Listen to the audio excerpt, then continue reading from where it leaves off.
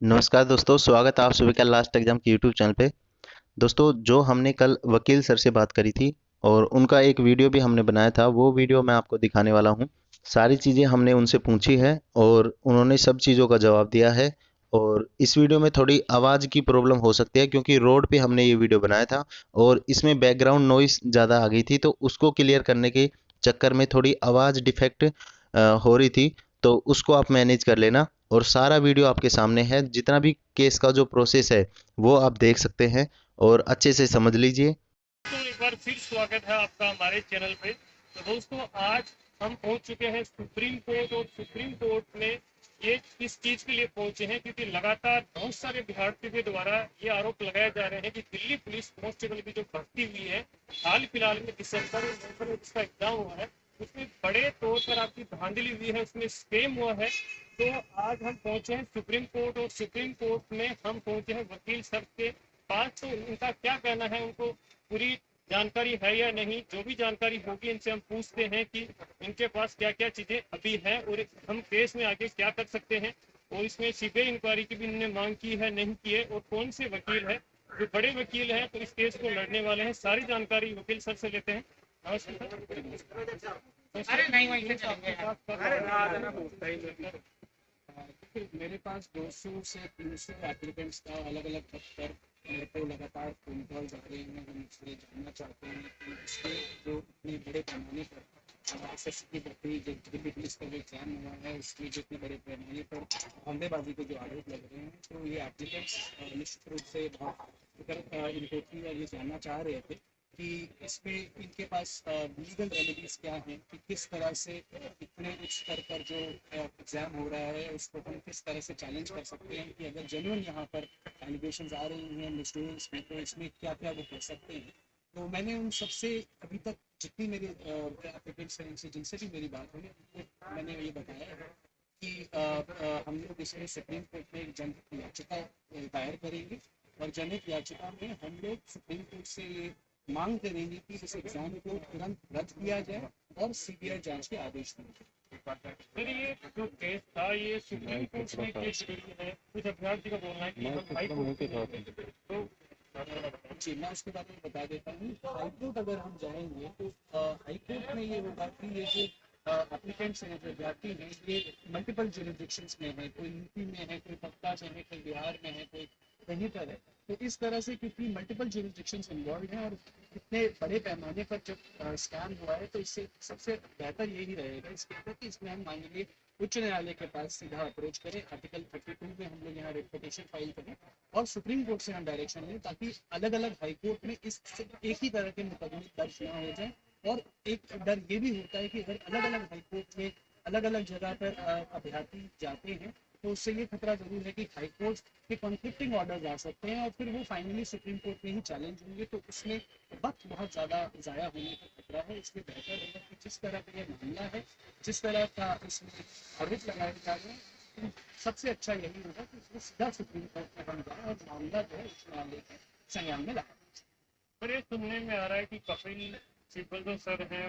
वैसे बड़े वकील इसमें शामिल होंगे, सभी हमारा कुछ नहीं कर सकते, तो आपको क्या लगता है? देखिए, निश्चित रूप से इस तरह के केसेस जहाँ पर इतना बड़ा पैमाने पर एग्जाम कंडक्ट किया गया है, काफ़ी बहुत इसके अंदर खर्चा हुआ है। 26 लाख के आसपास मुझे जो जानकारी मिली है, लोगों ने 26 लाख लोगों ने अप्लाई किया था। पूरा जो सेटअप अगर हम देखें तो इसमें लाखों लोगों की मेहनत है, लाखों और हजारों लोगों का जो भविष्य है उसके तय का उसके भविष्य जो है वो अंधेरे में है। तो इसलिए इसमें बेहतर होगा कि हम सुप्रीम कोर्ट में जो वरिष्ठ जो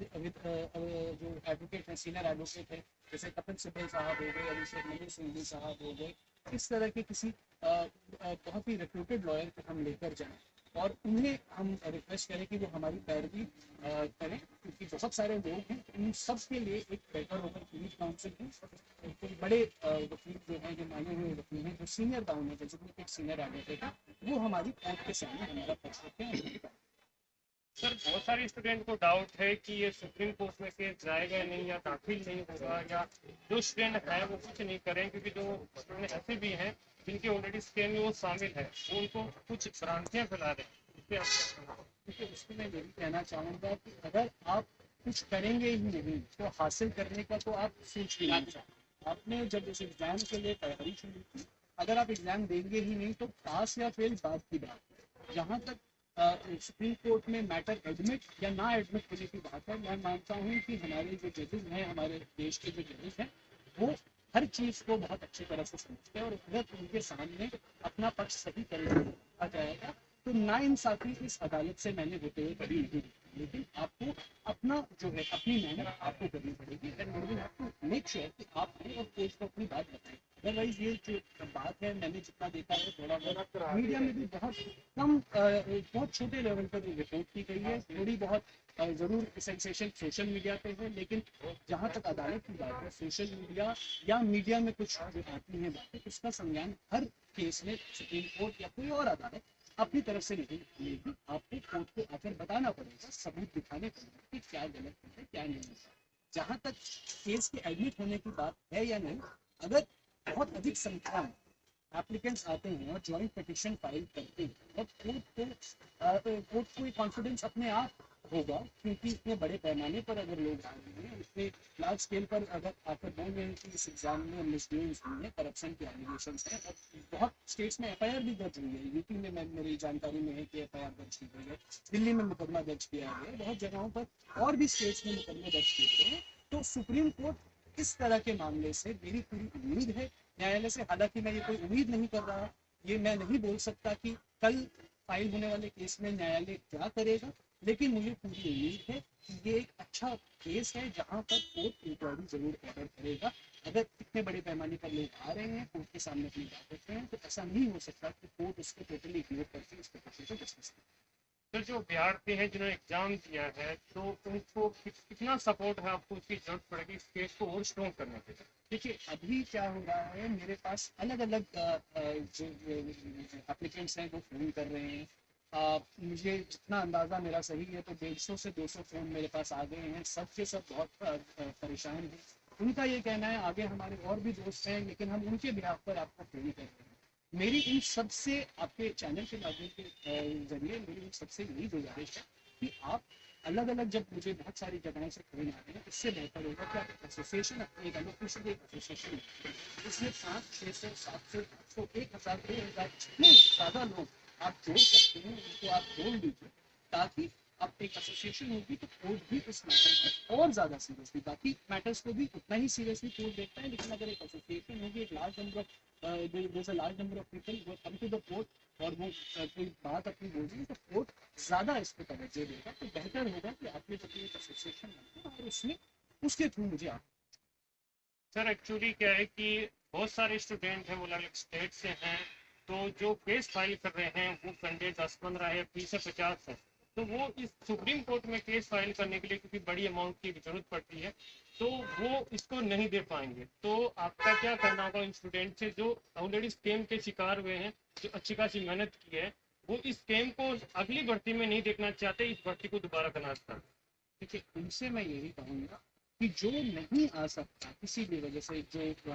राजधानी से बहुत दूर है किसी भी वजह से, उसके लिए यहाँ आना और सुप्रीम कोर्ट को अप्रोच करना मुश्किल है, वो जिस तरह मैंने आपको बताया इस एसोसिएशन के थ्रू आ सकता है, अपने तरफ से जो भी बेस्ट पॉसिबल कंट्रीब्यूशन इस केस में वो कर सकता है वो करे। ज़रूरी नहीं है कि किसी भी तरह का सपोर्ट जो है वो एक्टिव सपोर्ट हो, पैसिव सपोर्ट भी बहुत होता है कई बार। तो अगर मेरे पास 500 लड़के आते हैं, 500 एप्लीकेंट्स आते हैं, वो बोलते हैं सुप्रीम कोर्ट, और वो दिल्ली या दिल्ली के आसपास के राज्यों से, हरियाणा से है, उत्तर प्रदेश से है, राजस्थान के, दिल्ली के आसपास के इलाके से, जिनको एक ही बार आना है मेरे पास, ऐसा नहीं है उनको बार बार कोर्ट के चक्कर लगाने हैं, उनको एक ही बार आना है। और अगर उनको जो आसपास के राज्य से लड़के हैं,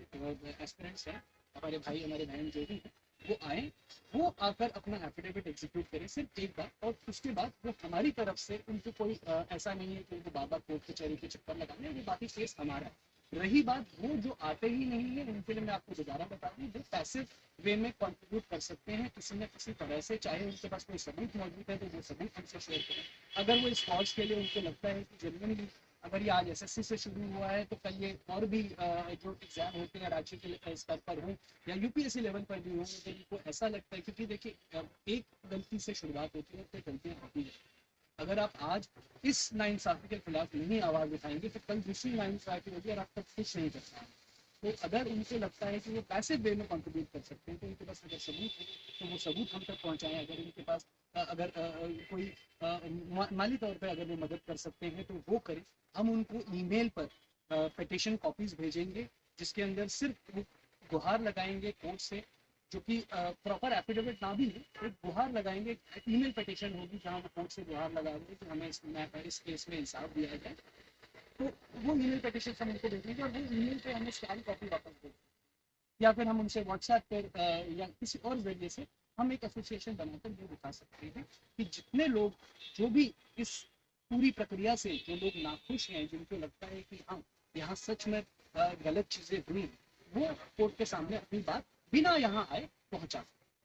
सर अभी हम फाइल करेंगे तो हमारा पहला मोटिव क्या रहेगा कि इसमें स्टे लगना चाहिए एग्जाम पर? बिल्कुल आपने सही कहा। हमारा पहला जो होगा स्टेप वो यही होगा कि सुप्रीम कोर्ट फिलहाल, क्योंकि रिजल्ट जहाँ तक मेरी जानकारी में मार्च में रिजल्ट आने वाला है, ऑलरेडी आंसर की शीट्स आ चुकी हैं, तो रिजल्ट मोर और लेस अगर हम कहें ना ऑलरेडी हमें मालूम है क्या होने वाला है। तो हमारा इरादा इसमें यही रहेगा कि हम जब सुप्रीम कोर्ट में जाएंगे पहली बार हम सुप्रीम कोर्ट से गुहार लगाएंगे कि तुरंत इस रिजल्ट को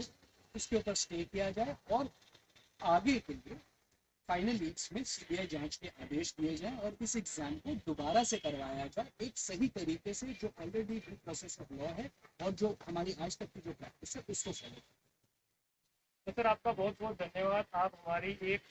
आवाज बनकर है वो सुप्रीम कोर्ट तक पहुंच रहे हैं। आज एक वैकेंसी पर ये चीजें हुई हैं, कल बहुत सारी एसएससीटी की वैकेंसी, एमटीएस की वैकेंसी भी आएगी जिसमें ये धांधली हो सकती है क्योंकि एजेंसी वही कंडक्ट करवाई एग्जाम को। तो आपका लास्ट मैसेज इन स्टूडेंट्स के लिए क्या रहेगा?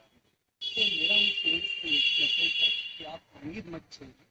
भ्रष्टाचार के खिलाफ आवाज उठाना आपकी हक भी है और आपकी जिम्मेदारी भी बनती है। आप उठाएं अगर आपको ऐसा लगता है ये इस तरह से भ्रष्टाचार हो रहा है, अपने कोर्ट को रखें ताकि ना सिर्फ कि यहाँ जो ये भ्रष्टाचार हुआ है हम इसके खिलाफ आवाज उठाएं, बल्कि आगे अगर ऐसा कुछ हो सकता है तो हम उसको भी अभी से उसके ऊपर लगाम लगाए। कोर्ट की नज़र में ये बात आएगी तो जरूर उसमें स्टूडेंट्स को इंसाफ भी मिलेगा और आगे हम इंश्योर कर सकते हैं कि बाकी किसी तरह के जो बाकी इतने कॉम्पिटिटिव एग्जाम होते हैं उसमें इस तरह का कोई भी धांधलेबाजी ना हो। तो मेरी उनको यही सारे स्टूडेंट्स को यही अपील है कि वो उम्मीद बिल्कुल ना छोड़े। यहाँ कोर्ट है और सुप्रीम कोर्ट आपके हक के लिए बिल्कुल खड़ा है और हम आपके हक के लिए